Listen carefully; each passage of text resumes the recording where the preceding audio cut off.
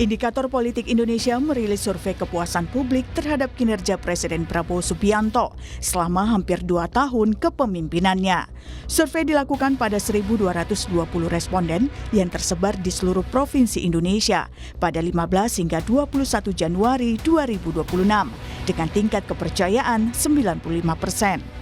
Hasilnya, sebanyak 13% responden menyatakan sangat puas dan 66,9% menyatakan cukup puas terhadap kinerja Presiden Prabowo.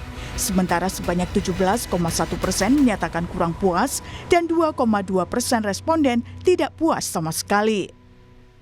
Dari survei juga ditemukan 6 alasan teratas mengapa responden puas dengan kinerja Prabowo. Pertama, 17,5% responden puas terhadap pemberantasan korupsi di era Prabowo.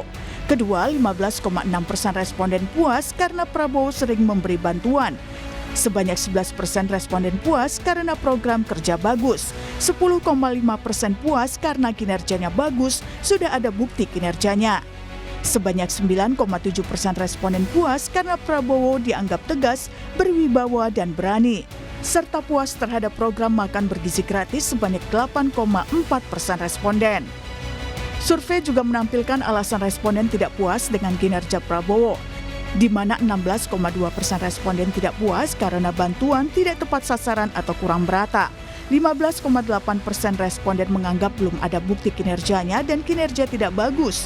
Sebanyak 13,7% responden menganggap program kerja belum berjalan maksimal. Sebanyak 9,2% responden tidak puas karena ekonomi belum stabil atau memburuk, dan sebanyak 5,8% responden tidak puas karena menilai lapangan pekerjaan susah didapat.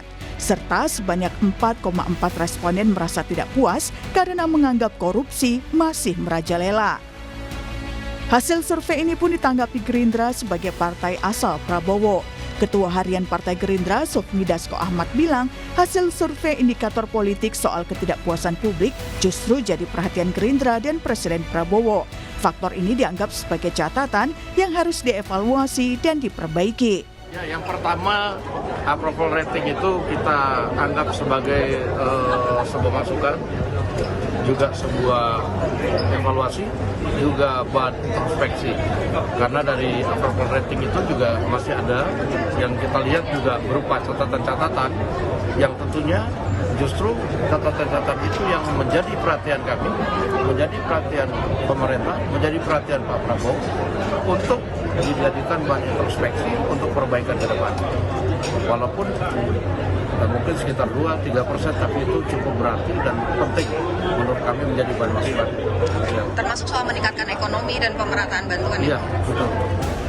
Sementara itu, PDIP menilai angka bisa berubah jika pemerintah tidak bekerja keras memperbaiki ekonomi dan menangani bencana. Misalnya soal gelombang PHK dan daya beli masyarakat yang belum stabil.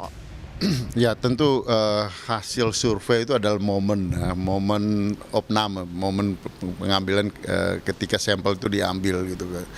Oleh karena itu memang tentu dia bisa berubah gitu. Cuma kalau dengan angka ya 79 yang masih mendukung relatif baik gitu. Tapi angka itu juga bisa cepat berubah kalau kita lihat dari situasi, dan masih 17%, kemudian 2% yang sangat tidak puas, 17% yang tidak puas, dan yang 2% yang sangat tidak puas. Itu tentu ya saya kira warning juga buat pemerintah untuk ya lebih meningkatkan kinerja.